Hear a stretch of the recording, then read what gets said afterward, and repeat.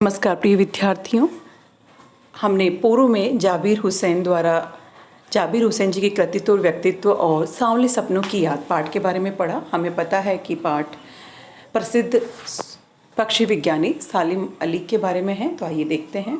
सुनहरे परिंदों के खूबसूरत पंखों पर सवार सांवले सपनों का एक हुजूम मौत की खामोश वादी की तरफ अग्रसर है। कोई रोक टोक सके कहाँ संभव है।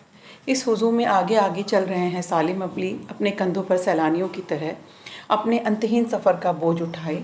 लेकिन ये सफ़र पिछले तमाम सफ़रों से भिन्न है। भीड़ भाड़ की ज़िंदगी और तनाव के माहौल में सालिम अली का यह आखिरी पलायन है। अब तो उस वन पक्षी की तरह प्रकृति में विलीन हो रहे हैं। बेटा, यहाँ पे बताया गया है कि सालिम अली जो है उनकी मृत्यु हो चुकी है और उनके प्रति जो लेखक की यादें हैं उन्होंने उनको शब्दबद्ध करने का प्रयास किया है। शब्दों का चयन देखिए कितना खूबसूरत है। तो इसमें देखिए कि मुझे लगता है कि ये उनकी यादों में ही खोए हुए हैं जाबिर हुसैन। तो देखिए आगे हम इसको देखते हैं कि इतिहास में कब कृष्ण ने वृंदावन में रासलीला रची थी और शोक गोपियों को अपनी शरारतों का निशाना बनाया था। कब माखन भरे भांडे फोड़े थे और दूध छाली में अपने मुंह भरे थे। कब वाटिका में छोटे छोटे किंतु घने पेड़ों की छाप में विश्राम किया था। कब दिल की धड़कनों को एकदम से तेज करने वाले अंदाज में बंसी बजाई थी। पता नहीं कब वृंदावन की पूरी दुनिया संगीतमय हो गई थी। ये सालिम अली की यादों को लेखक ने कृष्ण के जैसे यादें, उनका विरह जैसे हमको आज विचलित करता है, वैसे ही उन्हें सालिम अली का भी जो है कृष्ण से सामने नज़र आ रहा है और उसी को उन्होंने प्रकट करने का प्रयास किया है।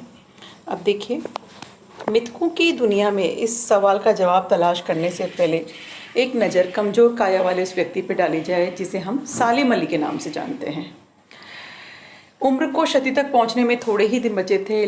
संभव है लंबी यात्राओं की थकान ने उनके शरीर को कमज़ोर कर दिया और कैंसर जैसी जानलेवा बीमारी उनकी मौत का कारण बनी। लेकिन अंतिम समय तक मौत उनकी आंखों से वह रोशनी छीनने सफल नहीं हुई जो पक्षियों की तलाश और उनकी हिफाजत के प्रति समर्पित थी। सालिम अली की आंखों पर चढ़ी दूरबीन उनकी मौत के बाद ही उतरी। ये देखिए उनका पक्षी प्रेम है कि वो जीवन पर्यंत पक्षियों के संरक्षण और उनसे जुड़े हुए कार्यों में ही लगे रहे।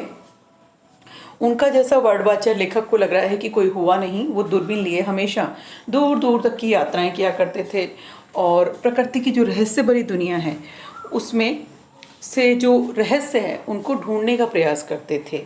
और इसमें उनकी जो जीवन साथी है तहमीना, उन्होंने भी बहुत साथ दिया है कि उनके जीवन साथी तहमीना का ने काफ़ी मदद पहुंचाई। तहमीना उनके स्कूल के दिनों की ही सहपाठी थी और बाद में उनकी जीवन संगिनी भी बनी। उनका जो रोमांचकारी जीवन है वो ढेर सारे अनुभवों के मालिक सालिम अली के बारे में देखिए बताया है कि उन्होंने किस प्रकार प्रकृति और पर्यावरण को बचाने के लिए देखिए क्या उनके प्रयास रहे। उनके बारे में भी हमें दिया है कि एक दिन केरल की साइलेंट वैली को रेगिस्तानी हवा के झोंकों से बचाने का अनुरोध लेकर चौधरी